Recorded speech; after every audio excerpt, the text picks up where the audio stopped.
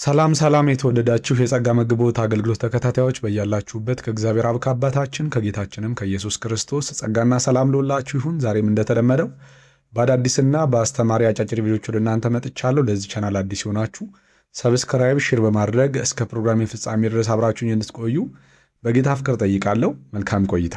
ከዚህ በኋላ እኔ ቸርች አልሄድም፣ አማኞች አበሳጭተውኛል፣ ልቤን አውርደውታል፣ ቤቴን የማመልከው ከዚህ በኋላ የምትሉ ሰዎች ለምንድነው ልጆቻችሁን ትምህርት ቤት የምትልኩት? ለምን ቤታችሁን ትምህርት ቤት አታረጉላቸው? ከትምህርት ቤት ከፍቷቸው መተው አያውቁም? ተፈንክተው መተው አያውቁም? ከዚህ በኋላ ትምህርት ቤት መሄድ አስጠላን ብለዋቸው አያውቁም? ነገር ግን የወደፊታቸውን እያሰባችሁ ወደፊት ላሰባችሁት ነገር ትምህርት ያስፈልጋችኋል እያላችሁ ትልኳቸዋላችሁ እዛ ቦታ። እናንተ ዩኒቨርሲቲ ተማሪ የሆናችሁ ሰዎች ለምን ዩኒቨርሲቲውን ጥላችሁ አትመጡም? ለምን ትምህርት ቤቶቻችሁን ለቃችሁ አትመጡም? ከሆነ ተማሪ ጋር ስትጣሉ የሆነ ሰው ሲያሳዝናችሁ ለምን ጥላችሁ አትመጡም? ዓላማ ስላላችሁ ግሬዱን ስለምትፈልጉት አይደል? ልክ የእግዚአብሔር ቤት ሲሆን ግን የሆነ ሰው ሲያስቀይም ከዚህ በኋላ ቸርች አልሄድም ቤቴ ነው ማመልከው። የምርን ነው። እግዚአብሔር ከሚገኝበት ቦታ እግዚአብሔር ቅባቱን ፕሬዘንሱን ከሚለቅበት ቦታ በሆነ አማኝ ምክንያት ጥለህ ትጠፋለህ። ስለዚህ መጀመሪያም ቸርች የመጣኸው እግዚአብሔርን ፈልገህ አይደለም ማለት ነው። እግዚአብሔርን ብለህ ብትመጣ ኖሮ የሆነ ሰው ሲያሳዝንህ ጥለህ አትሄድም ነበር። በጣም ኢትዮጵያ ውስጥ የሚያገለግል በጣም የማከብረው ሰው ምን አለ ሲያስተምር፣ ሰርግ ብንጠራ አስተናጋጆቹ ቢያስተናግዱ እኛን ካለማወቃቸው የተነሳ ሊሆን ይችላል ወይ ካለባበሳችን አይተውን ዲስሪስፔክት ቢያደርጉን ቢያበሳጩን፣ በቃ ከዚህ በኋላ ሙሽራው ጋር ያለኝ ነገር በቃ ከዚህ በኋላ እዚህ ቦታ ላይ አልመጣም ብላችሁ ጥላችሁ ትሄዳላችሁ ነው። የጠራችሁ ሙሽራው ነው። እዛ ቦታ ላይ የተቀጠሩት የሚያገለግሉት ሰዎች ከሙሽራው ጋር ያላችሁን ግንኙነት አያሻክሩትም። ያችሁ ጌታ ኢየሱስ እኮ ሲናገር በበጎች መካከል ተኩላዎች አሉ አለ፣ በስንዴ መካከል እንክርዳድ አለ አለ። ራሱ ካስተማራቸው ደቀ መዛሙርቶች ውስጥ አንደኛው ሌባ ነበረ። ከእናንተ መካከል ግን አንደኛው ሰይጣን ነው እያላቸው ነበር የሚያስተምረው። አንተ ቸርች ውስጥ በሚደርስብህ ነገር፣ አንተ ቸርች ውስጥ ባሳለፍከው ነገር መንፈሳዊ ህይወትን እዛ ቦታ ላይ የምታድግበትን ህይወት ጥለህ ትወጣለህ። ሰይጣን ምን እያደረገ መሰለ? ስታጠፋ የሚመክር ሰው እንዳይኖር፣ ስትስት የሚጸልይልህ ሰው እንዳይኖር፣ ፕሮቴክሽን የሚሆን ሰው እንዳይኖር ከመንጋ መሃል እየለየ ነው። እሺ እንግዲህ ይህንን ቪዲዮ እንደሰማችሁት ነው። ወንድማችን በቲክቶክ ላይ በጣም ብዙ ጠቃሚ ነገሮችን የሚያስተላልፍ ወንድም ነው። እኔ እንደ አንድ ሰው ያለኝ አመለካከት ምንድን ነው? ቸርች ላይ ህብረት ከማድረግ አንጻር አንድ ሰው ዝም ብሎ ቸርች እየሄደ ያገኘው ቸርች ውስጥ እየገባም ህብረት ማድረግ አለበት ብዬ አላምንም። ምክንያቱም በዘመናችን ብዙ የወንበዴዎች ዋሻ የሆኑ ቸርቾች አሉ። በቸርች ስም የተከፈቱ የንግድ ሱቆች ማለት ነው። ምንም የእግዚአብሔር ቃል የማይሰጥበት፣ የእግዚአብሔር ቃል የማይደረግበት፣ መንፈሳዊ ህብረት የሌለበት፣ ፍቅር የሌለበት፣ የክርስቶስ ኢየሱስን መልክ የማታሳይ ለቢዝነስና ለንግድ ለግል ጥቅም ብቻ የተከፈቱ ብዙ ቸርቾች አሉ። እና እንደዚህ አይነት ቸርቾችን እያየን ደግሞ እንዲሁ ዝም ብለን እንደ በግ አንነዳም። እንደዚህ አይነት ቸርች ጋር እየሄድን ህብረት እንድናደርግ እኔም እንደወንድም አልመክርም። ህብረት በጣም አስፈላጊ ነው። ቸርች መቅረትም አስፈላጊ አይደለም። ወንድሞች በህብረት ቢቀመጡ መልካም ነው፣ እነሆም ያማረ ነው፣ በዛም በረከቴን አዝዛለሁ ብሏል። ነገር ግን ህብረት የምናደርግበትን ቸርች ደግሞ በእግዚአብሔር ቃል መሰረት መመዘን አለብን። ምን አይነት ቃል ነው የሚሰበከው? ምን አይነት ትምህርት ነው የሚሰጠው? በዛ ቸርች ውስጥ መሪው ማን ነው? ምን አይነት ነው መሪው? ምክንያቱም አንዳንድ ቸርቾች ከእግዚአብሔር ጋር ከክርስቶስ ጋር ፈጽሞ አያገናኙንም፣ ያራርቁናል፣ የራሳቸው ባሪያ ያደርጉናል። የነሱ ደቀ መዝሙር ነው የሚያደርጉን፣ ለግል ጥቅማቸው ነው የሚያውሉን። እና እንደዚህ አይነት ቸርቾች ላይ ፈጽሞ ህብረት ማድረግ የለብንም። እንደዚህ አይነት ቸርቾችን ስንመለከት ቶሎ ነው መራቅ ያለብን። በተለይ የህግ ትምህርት የሚያስተምሩ ጸጋን የማይሰብኩ የክርስቶስን የመስቀል ሥራ የማዳን ሥራ የማይናገሩ ቸርቾችን 40 ክንድ ነው ልንርቃቸው የሚያስፈልገው። በተለይ መዳናችን ላይ ደግሞ እርግጠኛ እንዳንሆን የሚያደርጉን፣ በመዳናችን እንድንጠራጠር የሚያደርጉን መሪዎችና አገልጋዮች እነሱ የእኛ መሪ ሊሆኑ አይገቡም። ነገር ግን ህብረት በጣም አስፈላጊ ነው። እንደ እግዚአብሔር ቃል መሰረት በፍቅር ህብረት የሚያደርጉ ጌታን በንጽህና በቅድስና በንጹህ ልብ የሚያመልኩት ወንድሞችን ፈልገን ከነሱ ጋር ህብረት ብናደርግ፣ ከነሱ ጋር አንድ ላይ ሆነን ጌታን ብናመልክ ለእኛ ለመንፈሳዊ ህይወታችንም ጥቅም ነው። ምክንያቱም ክርስትና የግል ነው።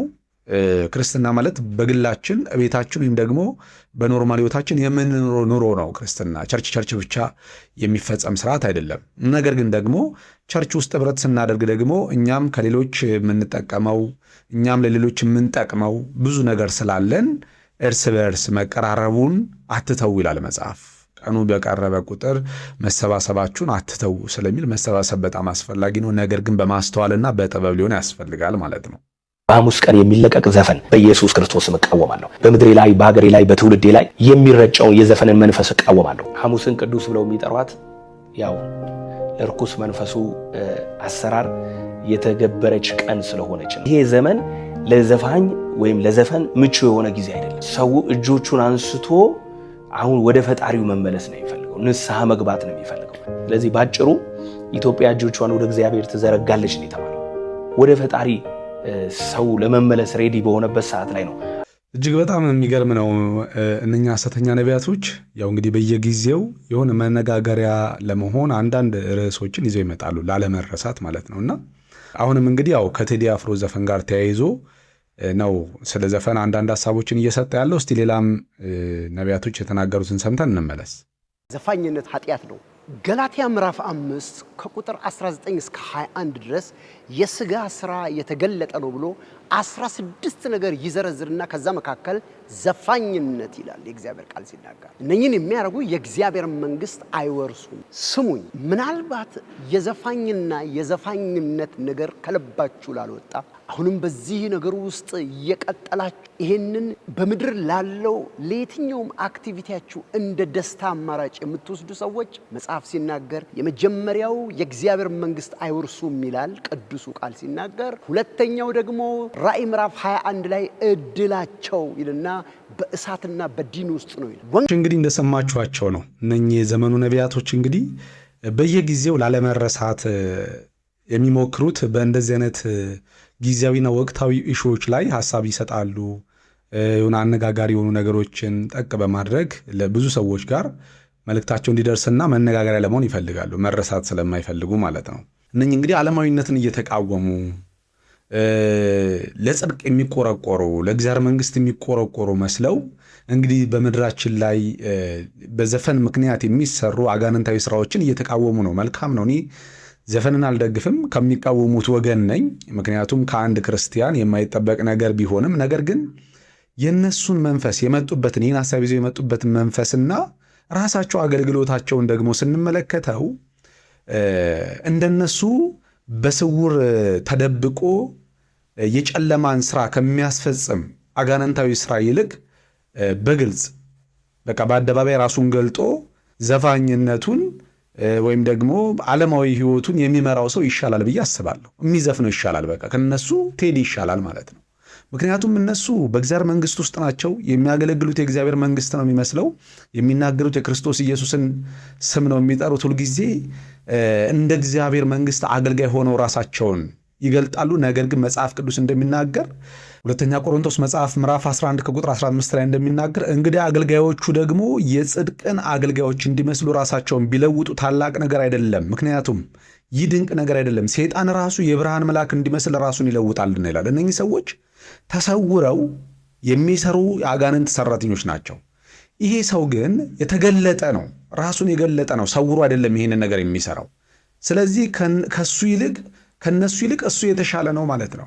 ምክንያቱም እነሱ በእግዚአብሔር መንግሥት አገልጋይነት ስም ተሰውረው ጸሎት የሚሸጡ፣ የተጸለየበት ዘይት የሚሸጡ፣ የእግዚአብሔርን ጸጋ የሚሸጡ፣ የተጸለየበት ቲሸርት ይላሉ፣ ገንዘብ ይነግዳሉ፣ ገስታውስ እያሉ በየገስታውስ ውስጥ ብዙ የሚሰሩት ነውር አለ። ገንዘብ እየተቀበሉ ማለት ነው፣ የእግዚአብሔር መንግሥት እናገለግላለን እያሉ። ስለዚህ ከዚህ ሰው ይልቅ እነሱ አጋንንታዊ ናቸው።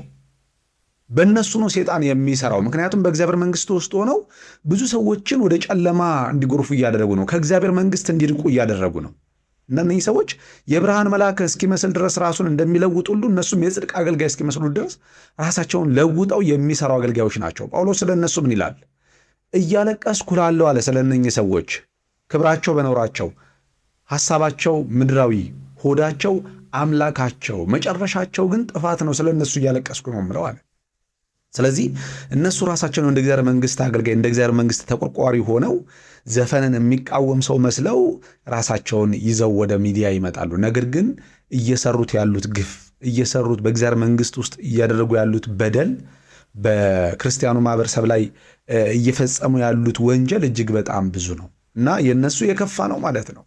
እንደ እግዚአብሔር መንግስት አገልጋይ እንደ ጽድቅ ተቆርቋሪ ሆነው ወደ ሚዲያ ሲመጡ እጅግ በጣም የሚያስቅ ነገር ነው ማለት ነው። በእርግጥ ብዙዎች ያውቃሉ እና በቸርቻቸው ላይ ምንም የማይሸጥ ነገር የለም። ምንም በቃ ሁሉም ነገር ለሽያጭ ተመቻችቶ ነው የሚቀርበው። ምክንያቱም በጸሎት ስም በቅባት ስም ማለት ነው። ይህንን ብታደርጉ ብትቀቡት፣ ይህንን ቲሸርት ብትለብሱ፣ ይህንን ብታደርጉ፣ ገስታ ውስጥ ገብታችሁ ቢጸለይላችሁ ፈውስ ታገኛላችሁ እያሉ የእግዚአብሔርን መንግስት እያፈረሱ ያሉ በስውር የሚሰሩ የአጋንንት አገልጋዮች እንደሆኑ እንድታውቁ እወዳለሁ። ዘፈናቸው እንዳይሰራ፣ ዘፈናቸው እንዳይከናወን፣ ዘፈናቸው ሞገስ እንዳይኖረው፣ ዘፈናቸው የሚያስጠላ እንዲሆን እጸልያለሁ። ከህዝቡ አይምሮ ላይ የዘፈንን መንፈስ በኢየሱስ ስም እመታለሁ። በኢትዮጵያ ላይ በኢየሱስ ክርስቶስ ትውልድ ተነስቶ ዘፈን በቃኝ እስከሚል ድረስ ዘፋኝነት ጽድቅ አይደለም። ምክንያቱም ለእግዚአብሔር መንግስት አገልግሎት አይጠቅምም። እኛ ወደ ክርስቶስ አካል ሙላት ለመድረስ የተጠራን ሰዎች ነን። ለጌታ የሚጠቅም ለአካሉ የሚጠቅም መዝሙር እንኳን አይደለም ዘፈን፣ መዝሙር እንኳን ልንመርጥ ያስፈልጋል። ምክንያቱም ስለ በርበሬና ስለ ሽሮ ስለሚበላና ስለሚጠጣ ስለ ምድራዊ ነገር ራሱ የተዘመረ መዝሙር ነው፣ አምልኮ ነው ብለን በእግዚአብሔር ፊት አናቀርበው። ከእግዚአብሔር ቃል አንጻር መዝነን ነው የምንቀበለው ማለት ነው። ነገር ግን ይሄ ወንድም እንግዲህ ይህ ዘፈን የተጠላ እንዲሆን ይህ ዘፈን እንዳይሰማ ጸልዋል። ነገር ግን ጸሎቱ እንግዲህ ሌሎችም ሰዎች እንዲያዩት የምፈልገው የዚህ ሰው ጸሎት አልተሰማም። እንግዲህ ቲክቶክን ስክሮል ባደረግን ቁጥር የሚሰማው ያው ዘፈኑ ነው አይደለ? ስለዚህ ጸሎቱ ከተሰማ ይህ ዘፈን መጠላት ነበረበት፣ መሰማት አልነበረበትም። ነገር ግን ጸሎታቸው ራሱ ዝም ብሎ የማስመሰል ነው ማለት ነው። እኛም እንዲሰማ አንፈልግም።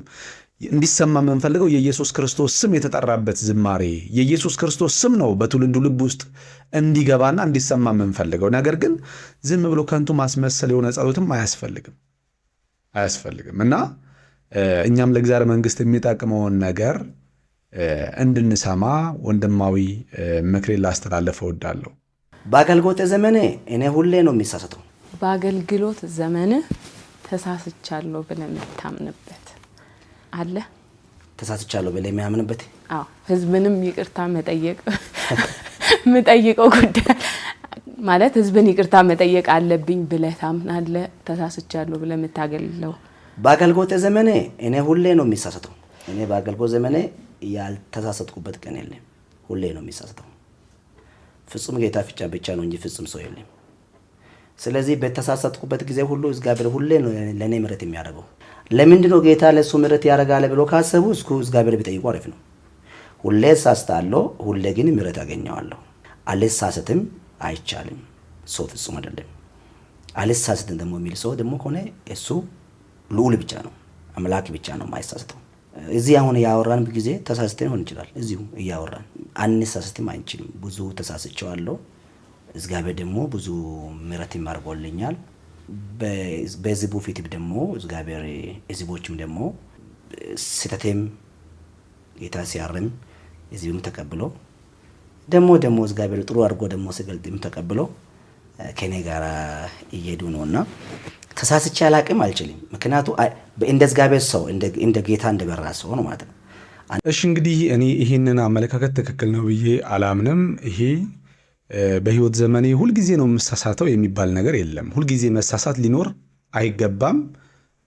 ሁልጊዜ መሳሳት ደግሞ አውቆ እንደ መሳሳት ነው እኔ የምቆጥረው ማለት ነው። ምክንያቱም የእግዚአብሔር ቃል ሁልጊዜ እንድንሳሳት ሳይሆን እንስታለን፣ እንደክማለን። ነገር ግን ከድካማችንና ከስህተታችን ደግሞ ነፃ ወጥተን ወደ ፍጽምና የምናድግበት የእግዚአብሔር ጸጋ አለ። በእግዚአብሔር ጸጋ ማለት ነው። ስለዚህ ሰው ግን የሆነ ለማድበስበስና ለመሸፈን የሚፈልገው ነገር አለ። ሁልጊዜ አውቆ እያታለለ ገንዘብ ታገኛላችሁ፣ እንደዚህ ትሆናላችሁ፣ ቀንበር ይሰበራል እያለ የሚዋሸው ውሸት አለ። በየመድረኩ ሁልጊዜ ገንዘብ ምንጣፍ ስር እየከተተ በእግዚአብሔር ሕዝብ ላይ የሚበድለው በደል አለ። የእግዚአብሔርን ሕዝብ የሚበድለው በደል፣ ያንም በደል ነው እንደ ስህተት እየቆጠረው ሁልጊዜ እግዚአብሔር ይቅር እያለኝ ነው የምቀጥለው የሚለው ማለት ነው። ይሄ ማለት እግዚአብሔር ምሕረት ለማላቅ አይደለም። ሮሜ መጽሐፍ ምዕራፍ 3 ከቁጥር 7 ላይ በእኔ ውሸት የእግዚአብሔር እውነት ለክብሩ ከላቀ ስለምን በእኔ ደግሞ ይፈርዳል እያሉ ወደፊት መልካም እንዲሆን ለምን ክፉ አናደርግም የሚሉ አሉ። እኔም ስዋሽ እግዚአብሔር እውነተኛ የሚሆን ከሆነ በእኔ ውሸት የእግዚአብሔር ክብር የሚገለጥ ከሆነ ሁልጊዜ ለምን አልዋሽም የሚሉ ሰዎች ነበሩ። በሮሜ መጽሐፍ ምዕራፍ 3 ላይ ሐዋርያው ጳውሎስ እንደሚናገር፣ ነገር ግን ምን አላቸው ሐዋርያው ጳውሎስ? እንደዚህ በሚሉት ላይ የእግዚአብሔር ፍርድ እውነተኛ ነው የሚለው ይህንን ምዕራፍ ስታነቡት።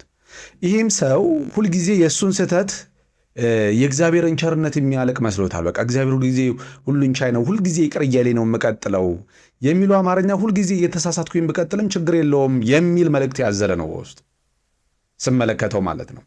ነገር ግን ሁልጊዜ መሳት የለብም፣ ሁልጊዜ ስህተት ሊኖርብህ አይገባም ማለት ሁልጊዜ እንደዚህ እየተሳሳተን የምንኖር ከሆነ ሁልጊዜ ማደግ የለም እንደማለት ነው። በእግዚአብሔር ቤት ውስጥ ደግሞ እውነትን ወደ ማወቅና ፍጹም ወደ መሆን ማደግ እንደሚገባን ሐዋርያው ጳውሎስ ያስተምረናል። የእግዚአብሔር ሰው ፍጹምና ለበጎ ሥራ የተዘጋጀውን ዘንድ የእግዚአብሔር መንፈስ ያለበትን መጽሐፍት ለትምህርት፣ ለተግሳጽ፣ ልብን ለማቅናትና በጽድቅ ላለ ምክር ይጠቅማል ብሎ ሐዋርያው ጳውሎስ ይናገራል። ስለዚህ እግዚአብሔር ሰው ነኝ ካልክ ሁልጊዜ ስህተትን እውቅና እየሰጠ እኔ እሳሳታለሁ እግዚአብሔር በምሕረቱና በቸርነቱ ይቅር እያለኝ የምኖረው የሚለውን ከንቱ ውዳሴ ትተክ እግዚአብሔር እውነት ነው፣ መሐሪና ይቅር ባይ ቸር ነው። ነገር ግን ደግሞ ሁልጊዜ መሳሳታችንን ደግሞ እውቅና ሰጥቶ የሚቀጥል አምላክ አይደለም። ስለዚህ ወደ ፍጽምና እንደግ። ይህንን ስህተት ብለህ የምታስበው ሐሳብ አንተ በቸርች ውስጥ የምታጭበረበረውን ማጭበርበር፣ የቸርቹን የክርስቶስን አካል የምትበድለውን በደል ነው እንደ ስህተት እየቆጠርክ ያለኸው። እሱ ደግሞ ፈጽሞ የተሳሳተ ነው። ከእንደዚህ አይነት የተሳሳተና አጋንንታዊ ከሆነ ልምምዶች ተመልሰ እግዚአብሔርን በቅድስናና በጽድቅ ብታገለግል መልካም ነው ብዬ ወንድማዊ ምክሬን አስተላልፋለሁ።